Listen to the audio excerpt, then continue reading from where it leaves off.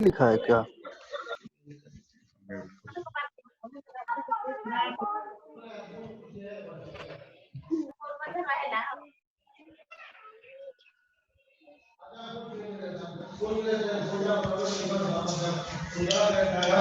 आज हम लोग बेल्स पाल्सी के बारे में देखेंगे कि बेल्स पाल्सी क्या है और किस नर्व्स का प्रॉब्लम है। तो बेल्स पाल्सी जो हम लोग नाम दिए हैं, एक्चुअली एक साइंटिस्ट थे जिन्होंने ये खोजा था बीमारी, और उन्हीं के नाम पर बेल्स पाल्सी पैरालिसिस, मतलब इसमें देखते हैं हाफ फेस जो है पैरालाइज कर जाता है। सेवेंथ यूजुअली देखते हैं ये सेवेंथ क्रेनियल नर्व्स जो है उसमें प्रॉब्लम आने की वजह से ही, वीकनेस आने की वजह से ही, जिस तरफ उस नर्व का कंट्रोल है, राइट साइड हो लेफ्ट साइड हो, फेशियल नर्व दोनों तरफ बायलैटरल्स होता है, और अगर इसमें राइट साइड में प्रॉब्लम हो या लेफ्ट साइड में प्रॉब्लम हो, किसी एक साइड में प्रॉब्लम हो, तो वो उस साइड के जो मसल्स होते हैं, फेशियल मसल है, उसमें वीकनेस आने लगता है। जरा सर को कहो कि थोड़ा ठीक है ना, दिक्कत हो रहा आवाज से।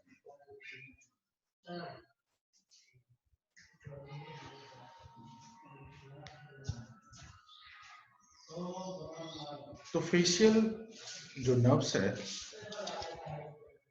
हम लोगों के टेम्पोरल बोन के जो साइट हैं, मीटस ईयर के पास से ही निकलता है। तो यहाँ पर हम लोग देखेंगे कि बेल्स पाल्सी का कारण क्या है। बहुत सारे, तो बहुत जो नर्व्स हैं इधर लेफ्ट साइड या राइट साइड हो, तो उसमें क्या होता है कि जहां से वो निकल रहा है नर्व्स फाइबर, वो एक बोन के मीटस से निकलता है। तो बोन का मीटस कभी जब फिक्स है वो डायलेट नहीं हो सकता है।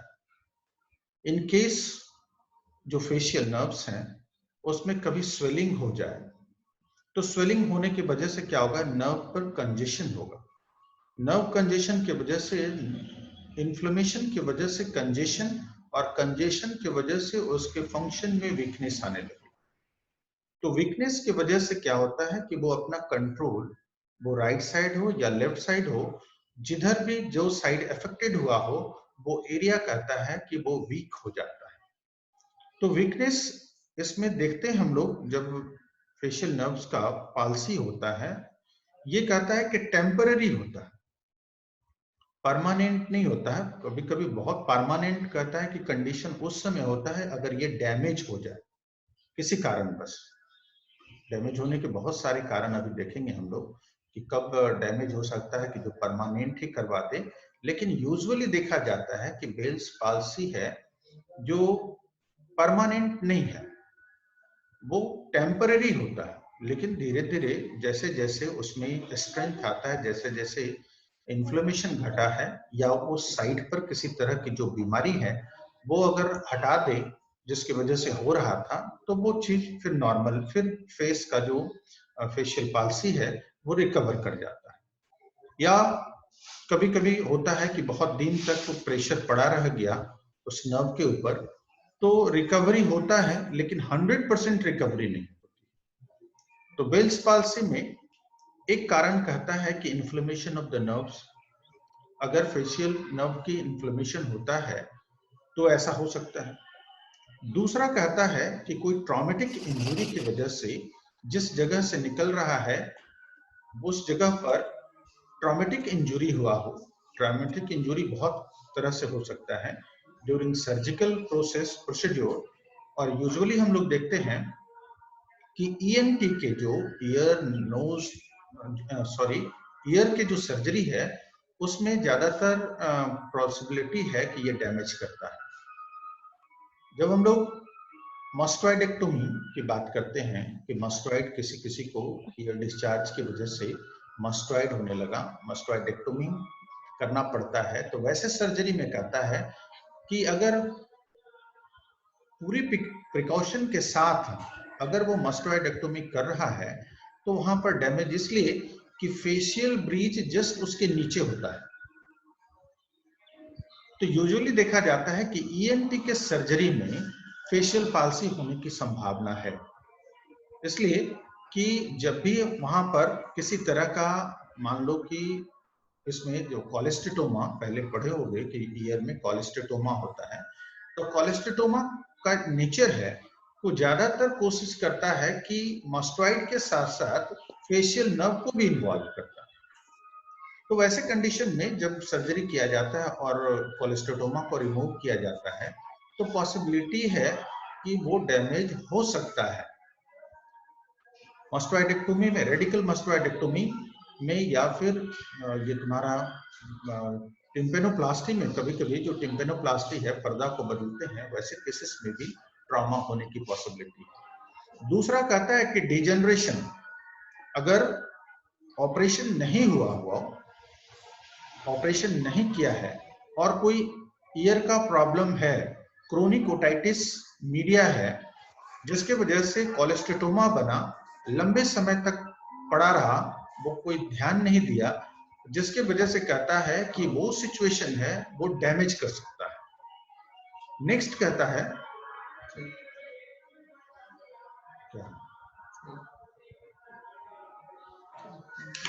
क्या आवाज नहीं जा रही? नहीं, आवाज जा रहा है। तो एक पार्टिसिपेंट जो है माइक खोले हुए है, बंद करो। तब हम लोग देखते हैं कि उसके वजह से भी हो सकता है, इसको हटाओ। दूसरा, कुछ डिजीज के साथ एसोसिएटेड है। अगर हम लोग बात करते हैं कि कुछ डायबिटीज वाले लोगों में सबसे ज्यादा कॉमन होता है, देखते हैं कि फेशियल पाल्सी होने की पॉसिबिलिटी है। डायबिटीज में हम लोग जानते हैं कि नर्व्स का वीकनेस होता है, तो अगर अनकंट्रोल्ड डायबिटीज है तो ऐसा पॉसिबिलिटी है कि उन लोगों के साथ में। नेक्स्ट कहता है कि कोल्ड वेदर, ज्यादातर देखा जाता है कि एक्सपोजर लगने की वजह से कोल्ड वेदर में ऐसा फेशियल नर्व्स पाल्सी होता है। तो ओवरऑल सिचुएशन ये है कि इन्फ्लेमेशन, जो मीटर्स जहां से निकल रहा है फेशियल नर्व, जो सेवेंथ क्रेनियल नर्व है, उसमें कंजेशन होना, उस जगह में कोई प्रॉब्लम होना, या फिर कभी कभी हम लोग बात कर सकते हैं उसके पीछे से भी हो सकता है कि टेम्पोरल हिस्से में कोई ट्यूमर हो, जिसकी वजह से वो प्रेशर डाल रहा हो, तो ऐसा सिचुएशन क्रिएट कर सकता है। ये सब जो है वेल्स पाल्सी करवाने के लिए, वेल्स पाल्सी का कारण बन सकता है। अब हम लोग देखते हैं कि सिम्टम क्या हो सकता है अगर बेल्स पाल्सी हुआ हो। दोनों साइड तो पॉसिबल नहीं है कि बेल्स पाल्सी होता है, वन साइडेड, राइट या लेफ्ट साइडेड देखा जाता है। अब यहाँ पर हम लोग देखते हैं कि क्या हो सकता है अगर किसी को वेल्स पाल्सी हुआ हो तो क्या सिम्टम मिलता है। तो सबसे पहला होता है कि ड्रूपिंग ऑफ फेशियल मसल। पहला है फेशियल मसल लटक जाता है, और दूसरी तरफ drawn to the opposite side, दूसरी तरफ का जो स्ट्रेंथ जिसमें है, अगर मान लो कि राइट साइड का वीकनेस हुआ है, तो जो फेस है, लेफ्ट साइड के जो मसल्स हैं, वो स्ट्रेंथ है इसमें, तो वो खींच लेगा लेफ्ट साइड की ओर। इसलिए कि इधर का राइट साइड वीक हो चुका है, तो लेफ्ट साइड की तरफ मुंह जो है टेढ़ा हो जाएगा, drawn to the opposite side. तो हम लोग जब भी देखते हैं कि अगर राइट साइड, लेफ्ट साइड अगर खींचा हुआ, मुंह टेढ़ा राइट साइड है, इस लेफ्ट साइड है, इसका मतलब कि राइट मसल्स में वीकनेस है। अपोजिट साइड हमेशा जब भी खिंचाता है तो अपोजिट साइड, इधर की लेफ्ट साइड में स्ट्रेंथ है और राइट साइड वीक हो चुका है, इसलिए अपनी ओर मसल्स खींच लिया, तो हमेशा जो जो मसल्स हैं, फेशियल मसल है, वो opposite side, drawn to the opposite side. तो पहला सिम्टम होता है ये। दूसरा होता है ड्रूपिंग ऑफ आईलिड, जो आईलिड है वो गिर जाता है। राइट साइड का हुआ तो राइट साइड के जो आईलिड है हमेशा बंद रहेगा। तीसरा कहता है difficult to clenching of teeth, दांत को खींचने का, जो हम लोग दांत कहते हैं, दांत पर दांत चढ़ा के देखो, दांत हम लोग आता है तो हम लोग पूछते हैं कि दांत पूरा दांत पर दांत बैठाइए तो डिफिकल्ट ये होता है, एक दूसरे पर दांत बैठ नहीं पाता है, तो difficult in clenching of teeth. Next symptom आता है कि loss of furrow on head.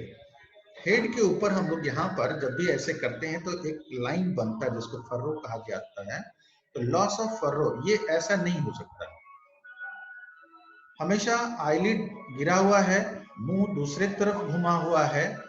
तीसरा देख रहे हैं क्लेंचिंग ऑफ टीथ जो है पूरा एक दूसरे पर बैठ नहीं रहा है, और एयर लीक करता है। जब हम लोग कहते हैं कि मुंह को फुलाओ, जब मुंह को कहते हैं फुलाने के लिए तो लीक एयर जो है साइड से लीक कर जाएगा, इसलिए कि मुंह पूरा फूल नहीं सकता है।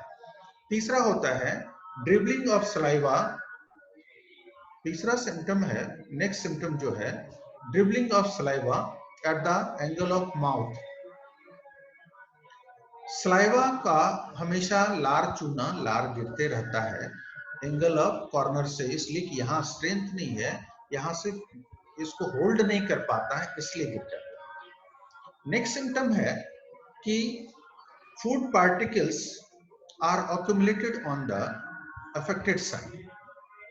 जो फूड पार्टिकल्स है जब खाने लगता है तो देखते हैं कि हमेशा जो भोजन का हिस्सा है वो आकर के एक साइड में, राइट साइड में फंसा रहता है, इसलिए कि इधर कम वीक हो चुका है, इसलिए यहाँ पर उतना एक्टिव नहीं है, तो फूड पार्टिकल्स यहाँ पर आके चिपक जाते हैं।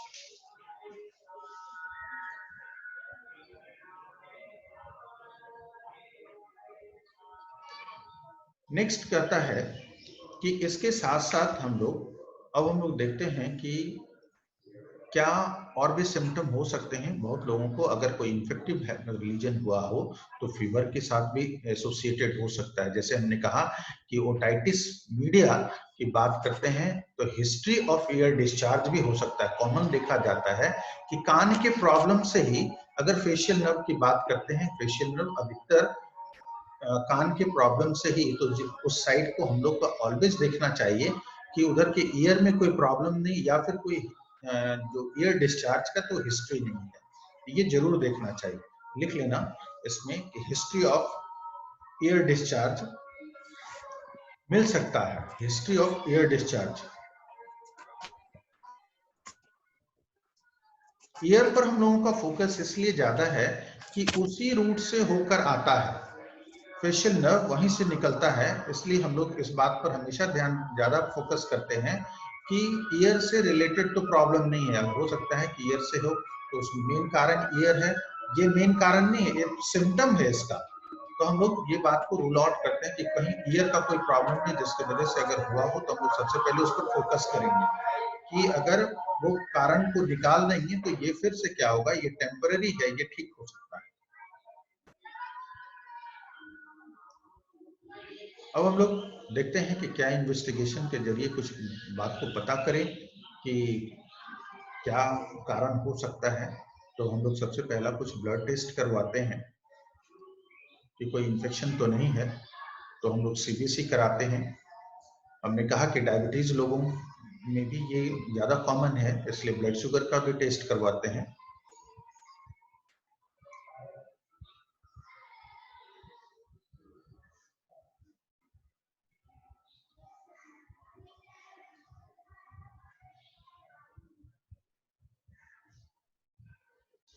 अगर ईयर से रिलेटेड प्रॉब्लम है तो ईयर एग्जामिनेशन भी प्रॉपरली करना चाहिए, इसलिए कि किस तरह का बीमारी है ये पता करना है।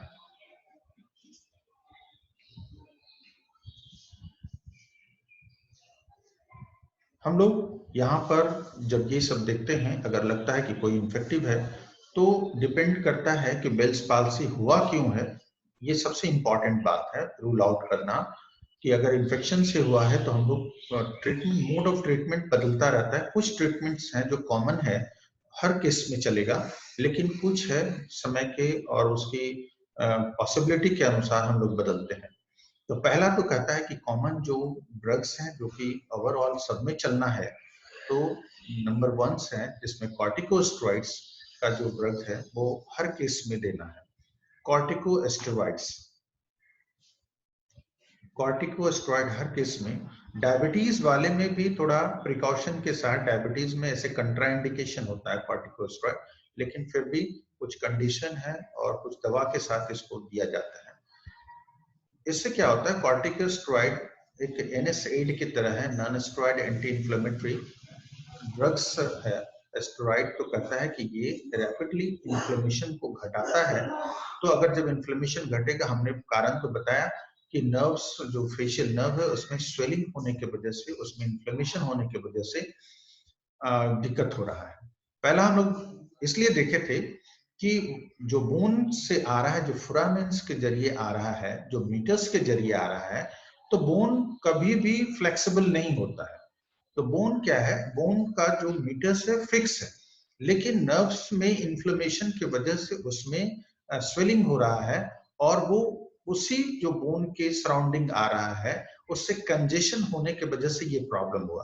तो हम लोग सबसे पहला जो कहता है कि कॉर्टिकोस्टेरॉइड देते हैं, तो कॉर्टिकोस्टेरॉइड से इन्फ्लेमेशन घट जाता है, और जब इन्फ्लेमेशन घटता है तो नर्व्स फाइबर में फिर से स्ट्रेन आने लगता है, और उसका जो फंक्शन था जिस मसल पर, वो मसल को रिकवर करने लगता है। इसीलिए कॉर्टिकोस्टेरॉइड मेन ड्रग्स है जो कि हर केस में चलेगा।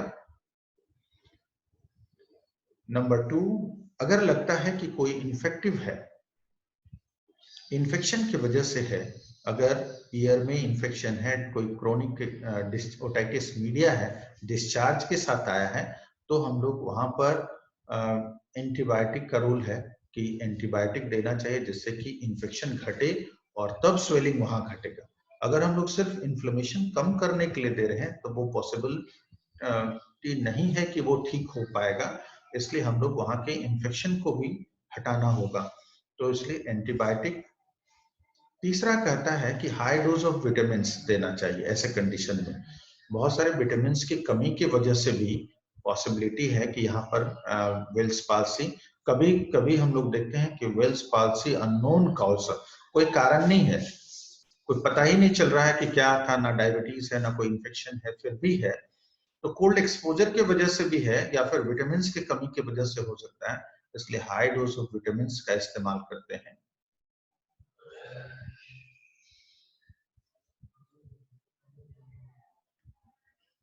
नेक्स्ट कहता है कि और अगर कोई दूसरा कारण लगता है, यहाँ पर जो हम लोग इन्वेस्टिगेशन में बहुत कोई रेडियोलॉजिकल इन्वेस्टिगेशन की बात नहीं कर रहे हैं, यहाँ सिर्फ हमने कुछ ब्लड टेस्ट करवाया है और कुछ एग्जामिनेशन के जरिए ही हम लोग रूल आउट किया है कि क्या हो सकता है। बहुत बार अगर कोई मेजर केसेस हैं, कुछ बात है, लगता है कि ईयर का, जो हमने कहा कि मॉस्क्वाइड का डिस्चार्ज हो रहा था, उसके बाद एसोसिएटेड आया, तो यहाँ सबसे इंपॉर्टेंट बात कुछ रेडियोलॉजिकल एग्जामिनेशन का भी बनता है कि उसका सीटी स्कैन होना चाहिए कि सीटी स्कैन में क्या है। तो हम लोग मॉस्क्वाइड का सीटी स्कैन करवाते हैं जिससे ये पता कर सके कि मॉस्क्वाइड का क्या कंडीशन है, और वहां पर के जो कोलेस्टेटोमा जिसकी वजह से हुआ है तो वो किस कंडीशन में है, कितना इन्वॉल्व किए हुए, कितना दूर तक एक्सटेंशन है। कभी कभी हम लोग ये देखते हैं कि मॉस्क्वाइड्स जो ईयर का प्रॉब्लम है, इसकी वजह से एब्सिस भी डेवलप कर जाता है और ब्रेन एब्सिस भी करा सकता है। तो फेशियल पाल्सी, तो उसके बाद कहता है इंक्लूडिंग द ब्रेन एब्सिस, साथ साथ ब्रेन एब्सिस की भी पॉसिबिलिटी बन सकता है। तो फेशियल पाल्सी के साथ, तो अगर ऐसा कुछ लगे कि अल्टरेशन ऑफ कॉन्शसनेस के साथ अगर कोई आदमी आया है और हिस्ट्री है ईयर डिस्चार्ज का, तो थोड़ा सा केयरफुल होना चाहिए, यहाँ इन्वेस्टिगेशन बदल जाता है। तो वो बाकी जो इन्वेस्टिगेशंस हैं वो तो होगा ही ब्लड से रिलेटेड। दूसरा कहता है कि सीटी स्कैन भी आपको कराना होगा, CT scan of brain and CT scan of the mastoid. जिस तरह का साइट का प्रॉब्लम है उस तरह के मस्टॉइड का सीटी स्कैन होना चाहिए, इससे रूल आउट होता है। अब सवाल ये उठता है कि क्या रिकवरी क्या है, रिकवरी रेट क्या है। तो यहाँ पर कहता है कि रिकवरी रेट उस बात पर डिपेंड करता है कि कितने दिनों से है और कितना जल्दी उस पर एक्शन लिया गया, उस सारी बातों पर। और दूसरी बात यह है कि बीमारी क्या है, उन सब बातों पर कहता है कि रिकवरी रेट निर्भर करता है। अगर सिंपली कहता है कि बहुत कुछ नहीं है, कोई ऑब्वियस कॉज नहीं मिल रहा है, तो कहता है रिकवरी रेट जो है 99% रिकवरी है, वो ठीक हो जाता है। सिर्फ कॉर्टिकोस्टेरॉइड से और हाई डोज ऑफ विटामिन से ठीक हो सकता है। लेकिन दूसरा बात कहता है कि अगर बीमारी हुआ और वो लंबे समय तक उस पर ध्यान नहीं दिया, बहुत जहां भी गया वो उसको नहीं समझ सका, तो उसमें कहता है कि पार्शियल जो है डिफॉर्मिटी रह सकता है। उसमें कहता है कि हो सकता है कि 70% रिकवर कर जाए, 30% अपना वो जो सिम्टम है छोड़ के चला जाए। इसलिए कि लंबे समय तक कभी भी कोई नर्व्स जब इन्वॉल्व रहता है, कोई भी फाइबर जो नर्व फाइबर है लंबे समय तक किसी कारणवश प्रॉब्लम में रहा, तो उसमें कहता है कि कंप्लीट रिकवरी मिलने की पॉसिबिलिटी नहीं है।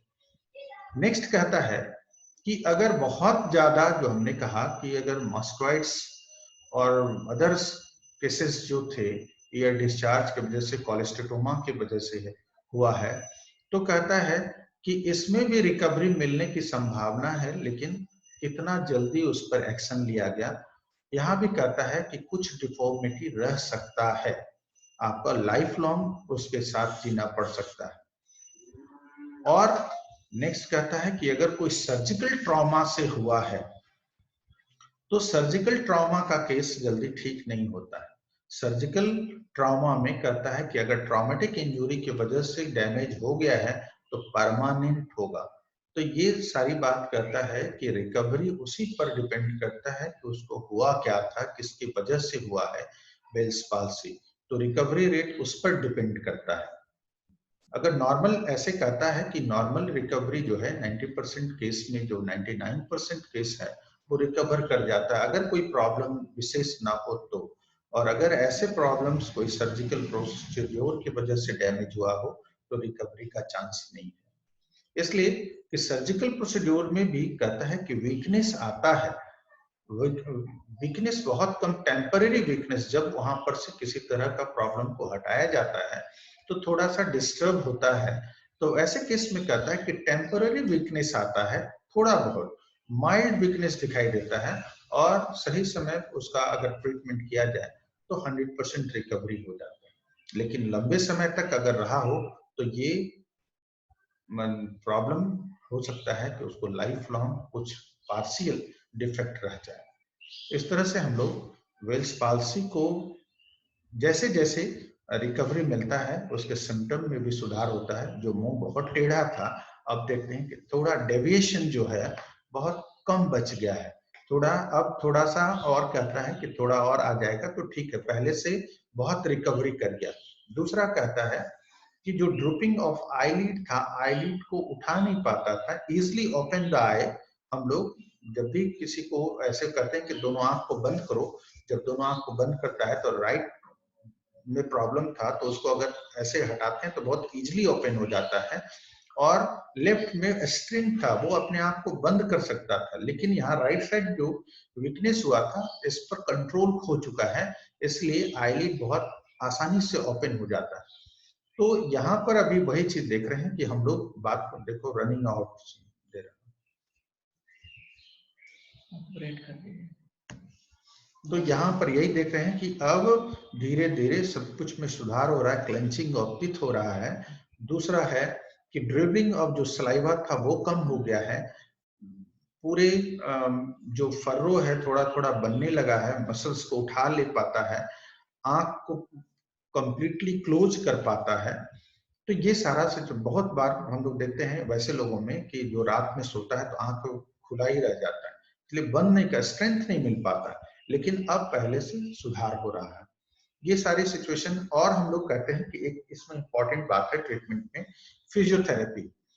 फिजियोथेरेपी कराने से क्या होता है कि मसल में धीरे धीरे स्ट्रेंथ आता है। तो फिजियोथेरेपी के लिए क्या करें, तो कहता है muscles the affected side of the चिक मसल्स, जो अफेक्टेड साइड है, जो राइट साइड है या लेफ्ट साइड है, जिधर भी हो उधर के मसल्स को हम लोग मसाज करते हैं। और नेक्स्ट कहता है कि बैलूनिंग, सबसे है इंपॉर्टेंट बात कि मसल्स जब भी स्ट्रेंथ आता है ये फेस में तो कहते हैं एक बैलून, रबर बैलून आता है, उसको हम लोग दे देते हैं फूकने के लिए कि दिन भर इसको बीच बीच में फूकते रहो, इससे स्ट्रेंथ आएगा। कभी भी पैरालिसिस का इलाज में कहता है कि फिजियोथेरेपी का इंपॉर्टेंस है। हर केस में कभी भी आगे भी हम लोग पढ़ेंगे तो उसमें देखेंगे कि फिजियो का रोल बढ़ जाता है जहां पैरालिसिस हुआ हो। इनएक्टिव मसल्स को हमेशा एक्टिव रखने का काम किया जाता है। ये ओवरऑल बेल्स पाल्सी है। कोई किसी को क्वेश्चन हो तो पूछ सकता है।